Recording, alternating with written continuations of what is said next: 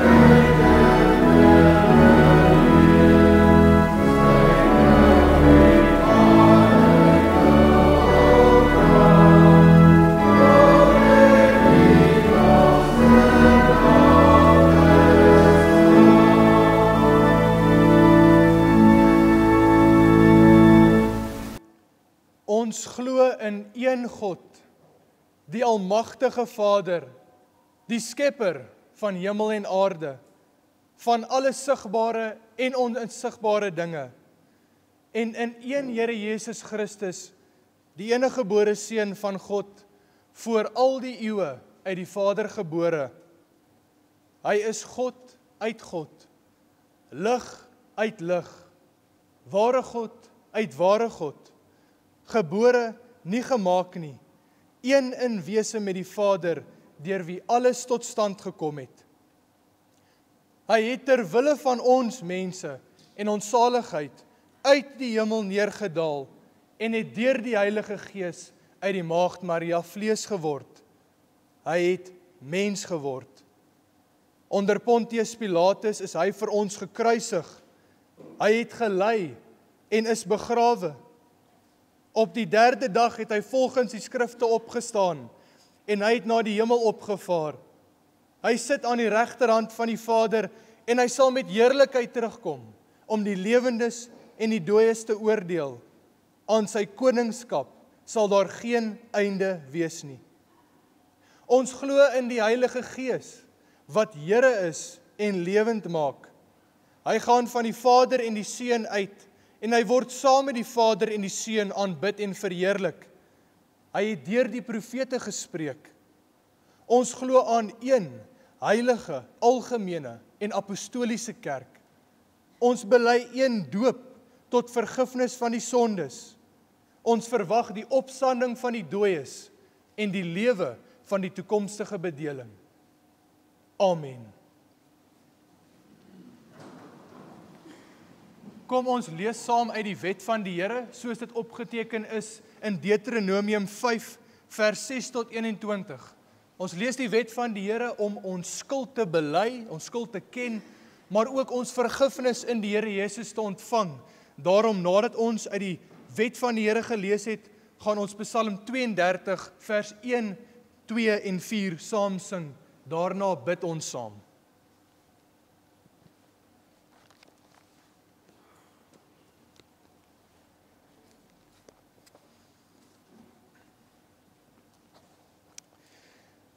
En hy het gesê, ek is die Here jou God, wat jou uit Egipte land, uit die slawehuis uitgelei het. Jy mag geen ander gode voor my aangesig hê nie. Jy mag vir jou geen gesnede beeld of enige gelykenis maak van wat bo in die hemel is, of van wat onder op die aarde is, of van wat in die waters onder die aarde is nie. Jy mag jou voor hulle nie neerbuig en hulle nie dien nie. Want ek, die Here jou God, is 'n jaloerse God, wat die misdaad van die vaders besoek aan die kinders, en aan die derde en aan die vierde geslag van die wat my haat. En ek bewys barmhartigheid aan duisende van die wat my liefhet en my gebooie onderhou. Jy mag die naam van die Here jou God nie ydelik gebruik nie, want die Here sal die een wat sy naam ydelik gebruik, nie ongestraf laat bly nie. Onderhou die Sabbatdag, dat jy dit heilig, soos die Here jou God jou beveel het. 6 dae moet jy arbei en al jou werk doen, maar die 7de dag is die Sabbat van die Here jou God, dan mag jy geen werk doen nie.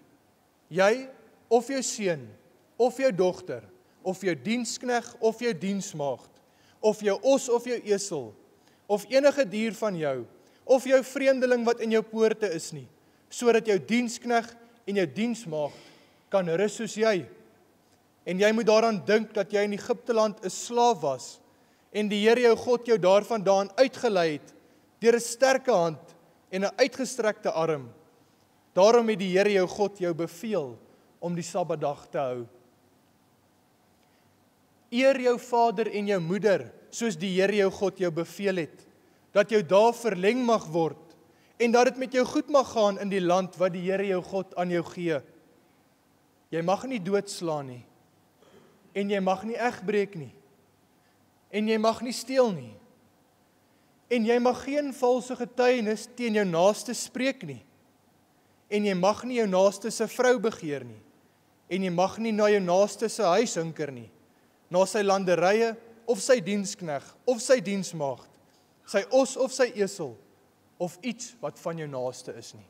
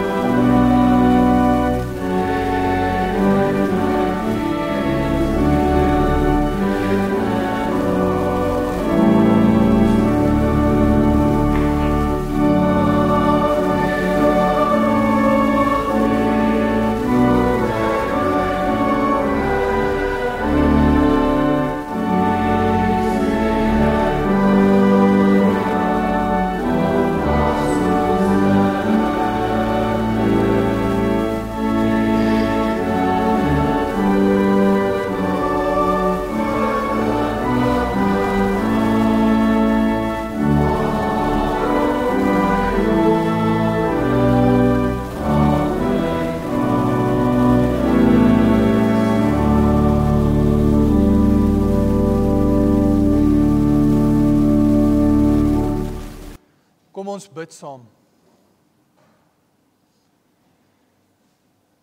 Ons Vader wat in die hemele is, ons dank U en loof U en prys U, dat U ons verbondsgod is, dat ons in U huis U kan kom loof en prys, in die tempelhof, soos ons nou gesing het, dat U getrou is aan die uitverkorenes, dat U ons liefhet met 'n innige liefde, dat U altyd U beloftes gestand doen, ter wille van die volk se redding en saligheid.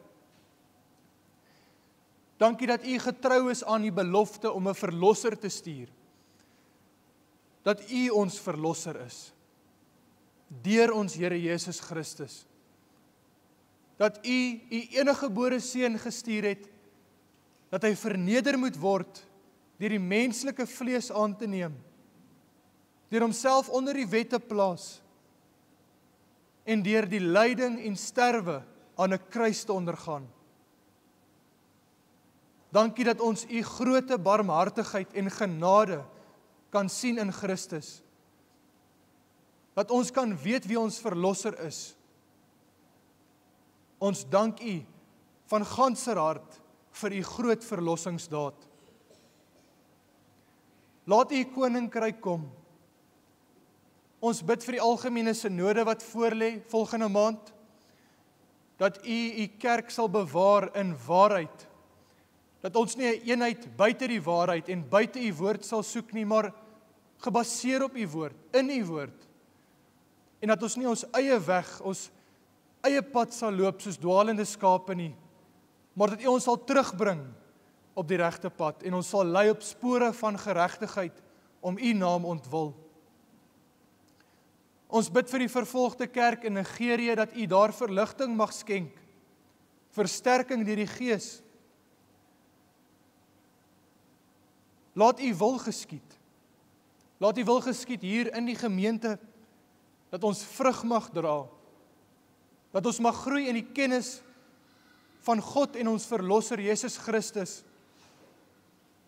Wil U ons lei wanneer ons uit U woord uitlees en ons verlig deur die Gees om te weet wie ons verlosser is, om Christus te ken, om op Hom te vertrou vir ons saligheid, want ons kan dit nie doen sonder U Gees, wat uit genade in ons werk nie. Ons bid ook dat U wil in ons land sal geskied. Ons bid vir die omgewing, vir die Kaap wat 'n watertekort het, in George area, dat U daar die doel sal bereik waarvoor U hierdie omstandighede bewerk. Of dit is bekering, of dit is afhanklikheid. Mag U ook die uitverkorenes nie bo hulle kragte beproef nie, maar hulle bewaar.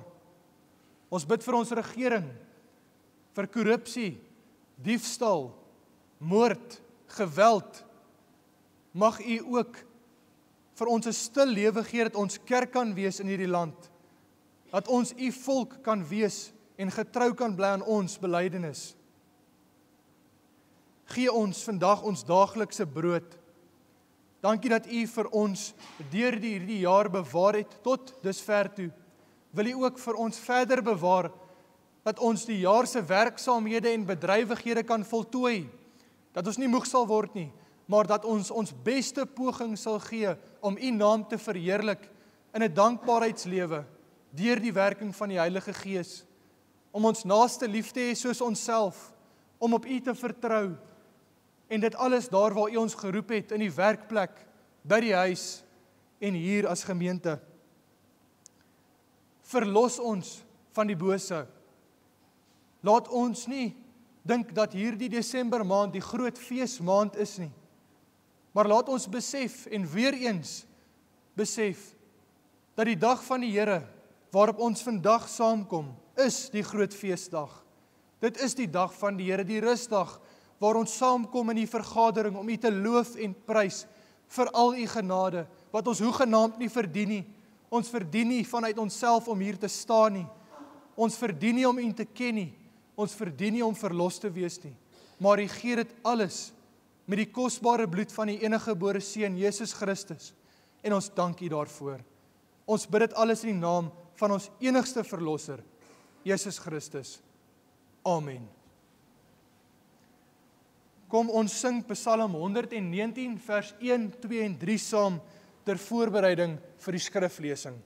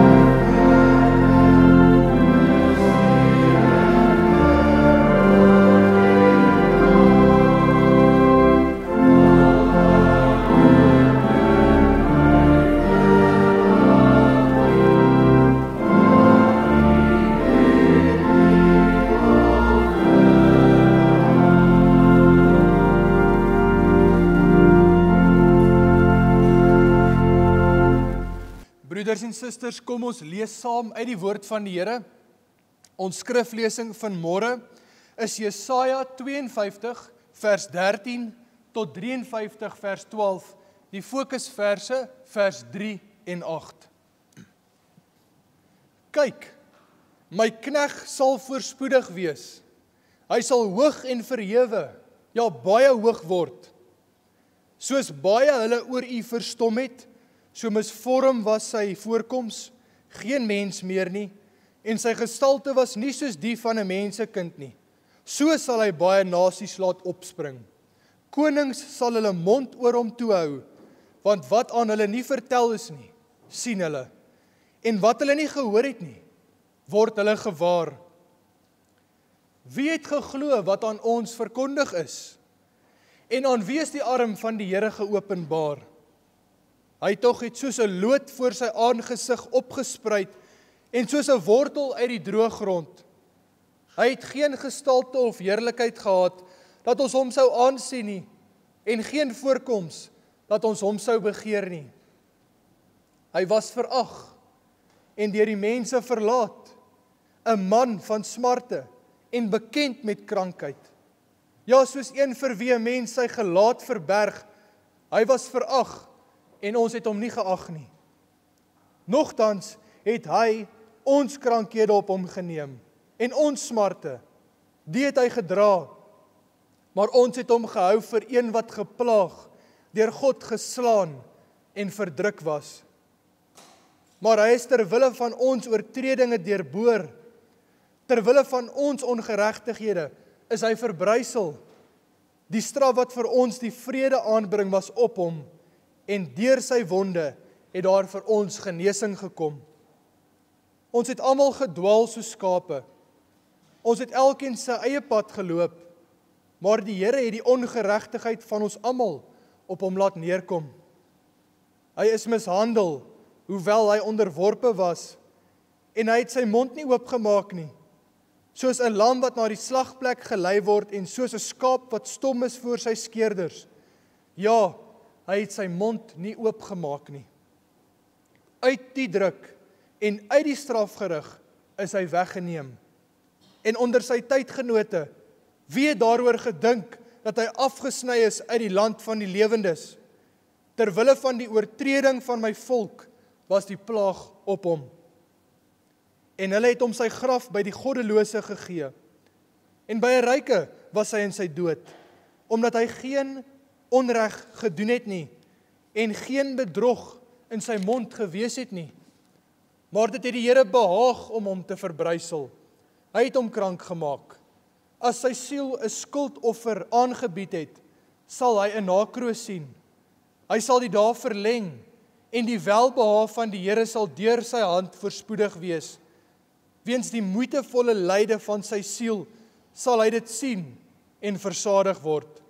Deur sy kennis sal my knegg, die regverdige, baie regverdig maak, en hy sal hulle skuld dra. Daarom sal ek hom 'n deel gee onder die grootes, en met magtiges sal hy byt verdeel, omdat hy sy siel uitgestort het in die dood, en saam met die oortreders getel was, terwyl hy tog die sonde van baie gedra en vir die oortreders gebid het. Kom ons lees weer ons fokusverse saam, vers 3 en vers 8. Hy was verag en deur die mense verlaat, 'n man van smarte en bekend met krankheid. Ja, soos een vir wie 'n mens sy gelaat verberg, hy was verag en ons het hom nie geag nie. Vers 8. Uit die druk en uit die strafgerig is hy weggeneem, en onder sy tydgenote, wie het daaroor gedink dat hy afgesny is uit die land van die lewendes? Terwille van die oortreding van my volk was die plaag op hom. Kom ons lees nou saam uit die Heidelbergse Katekismus, Sondag 6, vraag en antwoord 16, 17, 18 en 19 saam. Hierdie 4 vrae en antwoorde is ook die punte van die prediking.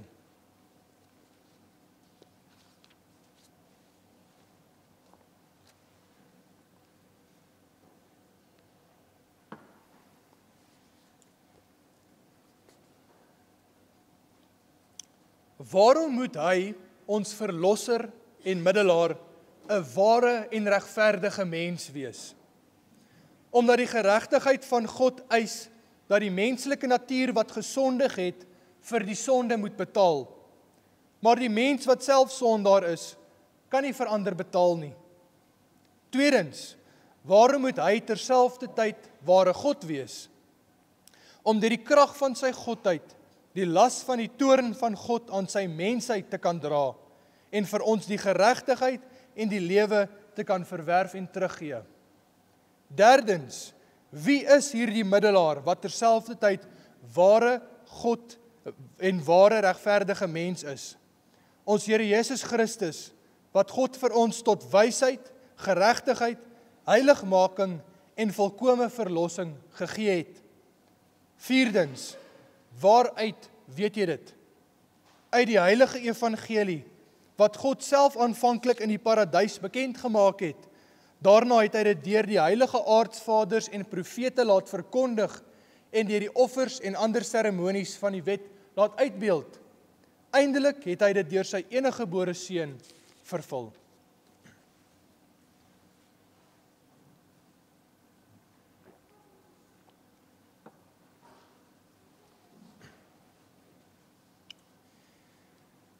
Broeders en susters in Christus, die tema van die prediking is, ons verlosser is ware mens en ware God. Weet dit uit die evangelie. Die 4 vrae en antwoorde wat ons sopas saam bely het, is die 4 punte van die prediking. Eerstens, ons verlosser moet ware mens wees. Tweedens, ons verlosser moet ware God wees. Derdens, ons verlosser is Jesus Christus. En laastens, weet dit uit die evangelie. Ons het in die vorige Sondag afdeling, Sondag 5, geleer dat God regverdig is. Wanneer ons teen hom sondig, dan moet ons tog gestraf word. Die prys vir ons sondeskuld moet betaal word. Maar vandag, wanneer ons fokus op Sondag 6, gaan ons fokus op wie daardie betaling gemaak het. Hoe moet ons verlosser wees? En wat moet hy vir ons doen? Kom ons leer nou hoe hierdie 4 vrae en antwoorde wat ons bely het, vanuit God se woord beantwoord word. Ons bely eerstens in vraag en antwoord 16, dat ons verlosser 'n ware en regverdige mens moet wees. Die verlosser van die mens moet tog self mens wees. Wanneer 'n mens in die skuld kom, moet daardie skuld deur 'n mens betaal word. 'n Ander skepsel soos 'n plant of 'n dier kan nie namens die mens betaal nie. Daarom moet ons verlosser 'n ware mens wees. Hy moet die ware menslike natuur hê, soos ons almal, die liggaam van 'n mens, die verstand van 'n mens, die DNS van 'n mens. Maar daar is nog 'n vereiste vir ons verlosser. Hy moet ook regverdig wees.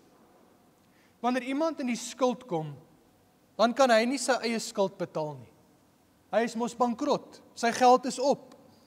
Daarom moet 'n ander persoon namens hom die betaling maak. Iemand wat sonder skuld is, moet die betaling maak. Daarom moet ons verlosser nie net 'n ware mens wees nie, maar ook 'n regverdige mens wees. Hy moet sonder sonde, sonder skuld. Hy moet volkome geregtigheid, volkome gehoorsaamheid besit. Alleenlik wanneer ons verlosser 'n ware en 'n regverdige mens is, kan hy die ware en die regte betaling vir ons sondeskuld maak. Ons het dit ook in die teks gelees, Jesaja 53. Ons leer van die knegg van die Here, die diensknegg. God beloof om iemand te stuur om 'n baie belangrike taak te volbring. Hierdie persoon sal swaar lyding en sterwe ondergaan. Hierdie knegg oor wie Jesaja profeteer is 'n ware mens. Hy is 'n man. Daar staan in Jesaja 53 vers 3 dat hy 'n man van smarte is. Daarna word daar heeltyd verwys na hy. Hy is verag. Hy is mishandel. Hy het sy mond nie oopgemaak nie. Hierdie woord man verwys na 'n fisiese, werklike persoon. Trouwens, die volle vers 7 lees as volg. Hy is mishandel, hoewel hy onderworpe was, en hy het sy mond nie oopgemaak nie.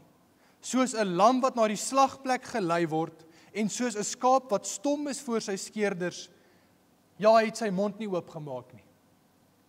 Ons lees duidelik vanuit die teks dat dit 'n mens is. Hy is soos 'n lam wat na die slagplek gelei word. Stil, onderworpe, gehoorsaam. Die knegg van die Here bied homself in vrywillige gehoorsaamheid aan om die taak te volbring waarvoor hy gestuur is. Hy verneder homself. Maar ons lees ook dat wanneer die knegg kom, daar baie misverstand oor hom sal wees. Die volk Israel wat eeue gelede geleef het, sal dink dat hy deur God geslaan en verdruk word. Naamlik dat hy 'n sondaar is en dat hy gestraf word vir sy sondes. Maar die knegg betaal nie die skuld vir sy eie, die skuld vir sy eie sondes nie. Hy betaal die skuld vir God se uitverkorenes oor alle eeue. Daarom profeteer Jesaja, hy het ons krankhede op hom geneem. Hy het ons smarte gedra. Die knegg betaal God se volk se skuld. Hy ondergaan die smart wat hulle moes ondergaan. Hy is deurboor, verbrysel, gewond, mishandel, verag, verlaat. Hierdie allerbitterste lyding is die straf wat sondaars, goddelose persone moes ondergaan. En die mense sal die knegg soos 'n goddelose misdadiger hanteer. Hulle sal hom tussen misdadigers teregstel of straf. Tog dra die knegg die straf namens sondaars. Hy het dit nie verdien nie. Daarom laat God nie die knegg by goddeloses begrawe word nie, maar by 'n ryke, want hy is onskuldig. Hy is regverdig. Hy was gestraf volgens vers 9, terwyl hy geen onreg gedoen het en geen bedrog in sy mond gewees het nie. Ons leer dus duidelik eerstens vanuit die teks dat die knegg van die Here 'n ware en regverdige mens is. Ons bely tweedens in vraag en antwoord 17 dat ons verlosser ware God moet wees. God se straf op die sonde is mos nie lig nie. God is 'n volkome regverdige God. Wanneer iemand teen God sondig, word hy gestraf met die dood, met die hel. En dit is die straf wat elkeen van ons toekom vanuit onsself. Elkeen van ons hier is sondaars wat die ewige dood verdien.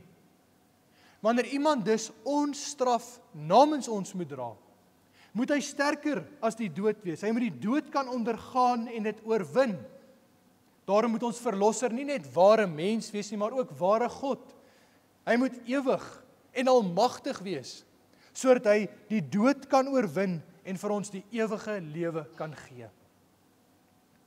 Dit word baie duidelik in die teks, want Israel moes nie gedink het dat die knegg van die Here net sal kom om te ly en te sterf nie. Dan sou hy mos 'n swak verlosser gewees het, 'n onvoldoende verlosser. Ons lees in hoofstuk 52 vers 13, kyk, my knegg sal voorspoedig wees. Hy sal hoog en verhewe, ja baie hoog word. Nadat die knegg homself verneder het, ja tot die dood toe, sal God hom verhoog. Die volk sal dink dat sy dood die einde van die saak is. Hulle sal dink dat hy net volgens vers 8 afgesny is uit die land van die lewendes. Maar lyding en sterwe sal nie die knegg se einde wees nie. Vers 8 lees ook, uit die druk en uit die strafgerig is hy weggeneem. Hy sal uit die dood weggeneem word. Hy sal lewe na die dood. Die knegg van die Here sal baie dinge doen na sy lyding en sterwe. Volgens vers 12 sal hy nasies erf. Omdat hy sy siel uitgestort het in die dood, sal hy as koning oor alle volke, alle koninkryke regeer. Trouwens, hy sal sy vyande vernietig. Daar in die publiek sal hy dit tentoonstel, sodat almal sy almag kan sien. Sy krag en sy mag oortref alles van hierdie wêreld. Dit is duidelik vanuit die teks dat die knegg van die Here tweedens ware God is. Hy sal lewe na die dood en sy mag sal alles op aarde oortref. Hierdie is twee goddelike eienskappe, naamlik ewig en almagtig. Aangesien ons nou weet dat ons verlosser ware mens en ware God moet wees, kan ons vra of daar wel so iemand is. Is daar iemand wat ware mens en ware God is, wat die prys van ons sondeskuld betaal het? Ja, broeders en susters. Ons bely derdens, volgens vraag en antwoord 18, dat Jesus Christus ons verlosser is. Ek vra dat almal mooi luister, dat ons nie steurend of 'n struikelblok is vir die prediking nie. Jesus Christus is ware God, ware mens. Hy is die seun van God, die tweede persoon in die heilige drie-eenigheid. Hy was daar voor die aarde geskape is. Hy sal daar wees nadat die aarde vergaan het. Die hele wêreld is deur hom geskape. En hy het die ware menslike vlees aangeneem in Jesus Christus. Hy het dit gedoen om 'n sondelose lewe namens ons te lei, om die prys vir ons sondeskuld aan die kruis te betaal en om ons daagliks gelykvormig te maak aan sy beeld deur die kragtige werking van die Heilige Gees. Die Seun van God het mens geword om ons mense met God te versoen, om ons verhouding met God te herstel. In die teks profeteer Jesaja vir Israel wat in die toekoms in die land Babel sal verkeer. Hulle is daar as gevangenes in ballingskap. God het sy volk verseker dat hy hulle sal beskerm teen ander volke en ander koninkryke, maar hulle het nie op hom vertrou nie. Ons hoor van hulle verbondsbreek. Hulle het God se verbondswette, sy gebooie gebreek. Vers 6. Ons het almal gedwaal soos skape. Ons het elkeen sy eie pad geloop. Die volk het nie op God se voorsienigheid, sy beskerming staat gemaak nie, maar op ander volke. Hulle het met ander volke 'n verbond, 'n vredesverdrag gesluit. En dit is ongeregtigheid, vers 6. Oortredinge, vers 5. En skuld, vers 11. Daarom sal God hulle in ballingskap wegvoer. Maar tog troos God sy volk. Hy beloof om vir hulle 'n verlosser te stuur. In die vorige hoofstukke van die boek Jesaja het ons reeds gelees oor die knegt van die Here, oor sy heerskappy, sy geregtigheid. Maar vanoggend het ons by die kern van die saak uitgekom. Hy sal die volk se sondeskuld betaal. Hy sal hulle versoen met God. Hy sal God se oordeel, sy verbondswraak namens hulle dra. Hoe sal hy dit doen, broeders en susters? God sal sy knegt as 'n skuldoffer, as 'n betaling vir sy volk se sondes gee. Hoe kosbaar is dit nie? Die knegt van die Here, sy kosbare bloed, is die betaling vir ons sondeskuld. God stuur 'n verlosser om die menslike vlees aan te neem, sodat hy ons straf in sy eie vlees kan dra. Hy sal ter wille van die volk se sondes deurboor en verbrysel word, om vrede tussen God en sy volk te bewerk. Die wonde van God se ewige straf sal in sy eie vlees wees, sodat God se uitverkorenes genees kan word van die ewige straf. En God het dit so beskik, dat sy knegt krank gemaak sal word. Dit het God behaag of bly gemaak om 'n verlosser vir ons sondeskuld te stuur. In hierdie teks en in hierdie handeling openbaar God wie hy is. 'n Vader wat genadig is teenoor sy volk. Hy sien ons sondeskuld. Hy sien sy volk se skuld. Maar hy wis hulle nie uit nie. Hy stuur sy knegt om ons sonde en straf in sy eie vlees te dra. Die knegt van die Here sal as mens ly en sterf, sodat hy tot seëning van mense kan wees. Deur hom sal daar 'n oorblyfsel gered word, 'n klein groepie oorblewenes. Hulle sal gered word van God se oordeel, hulle wat in hom glo, wat op hom vertrou vir hulle redding. En hulle sal op grond van die knegt se lyding en sterwe voorspoedig wees. Hulle sal groei reg oor die aarde.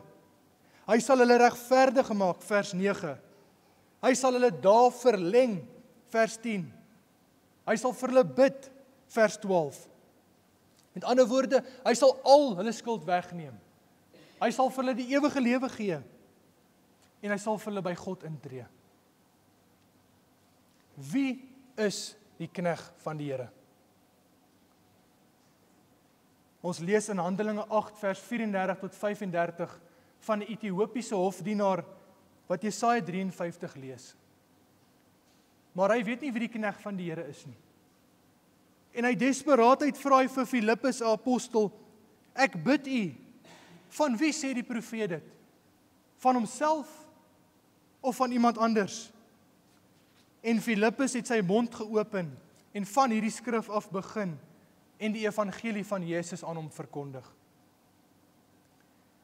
Jesus Christus is ons verlosser. Hy is die knegt van die Here. Broeders en susters, wat dink ons van Christus se twee nature? Wat dink ons van die leer dat Christus ware mens en ware God is? Is dit vir ons belangrik? Klink dit vir ons maar soos mensgemaakte dogmatiek? Dit is nie mensgemaakte dogmatiek nie. Dit is die waarheid van die woord wat ons vanoggend saam bely het. Ons het bely hy het ter wille van ons mense en ons saligheid uit die hemel neergedaal. Hy het mens geword. Christus se vernedering leer vir ons hoe onbeskryflik God se genade is. Ons het nou vanuit Filippus se woorde gehoor dat Jesus ons verlosser is. Maar hoe kan ons wat vandag hier sit daarvan seker wees? Waar leer ons dat Jesus Christus ons verlosser is? Ons bely laastens volgens vraag en antwoord 19 dat ons dit uit die evangelie leer. Dit is die goeie nuus dat God se belofte van 'n verlosser in vervulling gekom het. En ons lees dit dwars deur die Bybel, van Genesis tot Openbaring. God het vanaf die sondeval, daar toe ons teen God gesondig het in die paradys, daar het hy reeds die evangelie bekend gemaak. Hy het beloof in Genesis 3 vers 15, en ek sal vyandskap stel tussen jou en die vrou, en tussen jou saad en haar saad. Hy sal jou die kop vermorsel, en jy sal hom in die hakskeen byt. God beloof om 'n verlosser te stuur, wat die duiwel sal oorwin. En nadat God dit aan Adam bekend gemaak het, bewaar hy hierdie belofte dwars deur die eeue, deur die mond van Abraham, Moses, Dawid, Jesaja, soos ons vanoggend gelees het in Jesaja 53. Maar dit geld nie net vir die profeseë nie, dit geld ook vir al die Ou-testamentiese seremonies en offers. Dit was heenwysend na Christus, wat God se belofte sal vervul. Die volk het offers gebring om hulle self te reinig van hulle sondes, sodat hulle heilig voor die heilige God kan staan. Maar ons het klaar geleer, vroeër in die prediking, dat 'n dier nie namens 'n mens kan betaal nie. Daardie offers was heenwysend na die knegg wat sou betaal. Daarom hoef ons nie meer offers te bring nie. Ons moet glo in Christus. Maar broeders en susters, niemand wou glo dat Jesus die beloofde verlosser is nie. Vers 1. Wie het geglo wat aan ons verkondig is? En aan wie is die arm van die Here geopenbaar?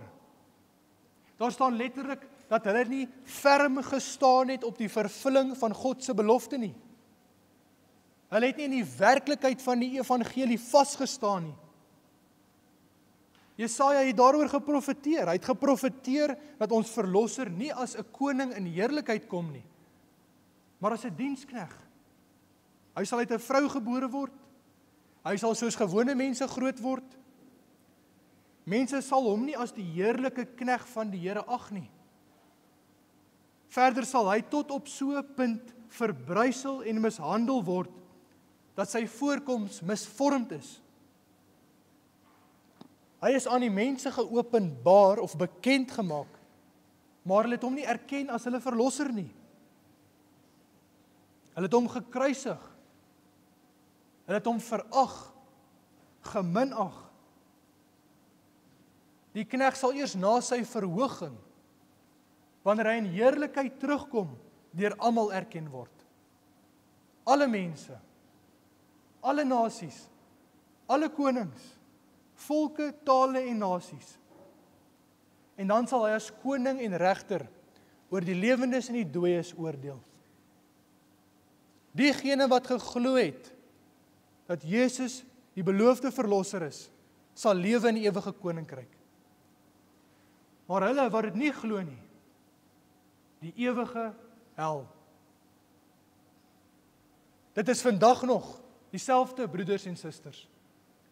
Meeste mense het 'n Bybel, gaan kerk toe, noem hulle self Christene, maar hulle ken nie hulle verlosser nie. Hulle ken nie die evangelie nie. Die ou mens kan nie vanuit homself in Christus glo nie. Die vleeslike mens wat nie weergebore is nie, kan nie vasstaan in die werklikheid van die evangelie nie. Hy kan nie sy vertroue in Jesus Christus, sy verlosser, stel nie. Ons kan net in Christus glo as God ons deur die Heilige Gees enkel uit genade weergebore maak. Die Heilige Gees getuig vanoggend in ons harte dat Jesus die beloofde verlosser is. En hy lei ons om ons vertroue in hom te plaas. Plaas jou vertroue in Christus. Hy is jou verlosser. Wanneer ons besef hoe groot genade dit is om ons verlosser te ken en om ons vertroue in hom te kan plaas, dan staan ons in ontzag en dankbaarheid voor die grootte God. Om te dink dat ons net sulke groot sondaars soos alle ander mense is, maar dat God ons uit genade uitverkies het om in Christus te glo en verlos te word. Dit is groot genade. Broeders en susters, gaan soek Christus hierdie week. Lees die profeseë wat hy vervul het. Leer hom ken in God se woord. Vra jouself die vraag: wie is my verlosser en wat het hy vir my gedoen? En dan gaan lees jy dit en soek die antwoorde in God se woord. Mag die Heilige Gees ons vertroue in Jesus Christus, ons verlosser, versterk. Aan hierdie enige God, Vader, Seun en Heilige Gees, kom toe die eer en heerlikheid tot in alle ewigheid. Amen. Kom ons bid saam.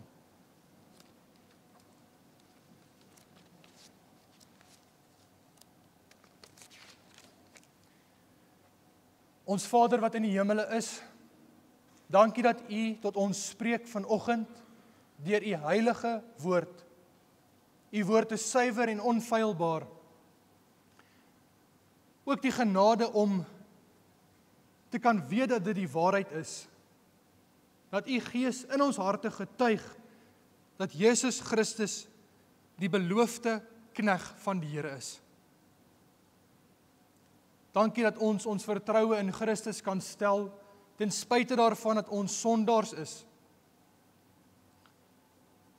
Ons vra vir vergifnis, daar waar ons slap is, en 'n gebrek aan ywer het om ons verlosser te ken vanuit die woord. Waar ons nie moeite doen om ons verlosser te ken nie, om die evangelie te leer ken en te lees nie. Ons bid dat U ons hierdie week deur die Gees sal vernuwe en versterk en lei om erns te maak met godsdiens en U beloftes, dat ons dit sal lees dag en nag, soos die psalmdigter sê, en dat ons vreugde sal vind in die woord. Ons bid dit in die naam van ons Here en ons Verlosser, Jesus Christus. Amen. Ons gee nou geleentheid vir die opneem van die liefdegawes. Broeders en susters, ons het in Jesaja 53 vers 1 gelees: wie het geglo wat aan ons verkondig is, en aan wie is die arm van die Here geopenbaar? Ons het nou die voorreg om Psalm 98 vers 1 en 2 saam te sing. Vers 1 lees: hy het sy heil en al vermoë die volkere alom gemeld. Geregtigheid blink voor hul oë, so sonnestraal oor berg en veld. Ons sing blykbaar nie vers 3 en 4 saam nie weens tekortkoming. Ons bid daarna om die Here se seën.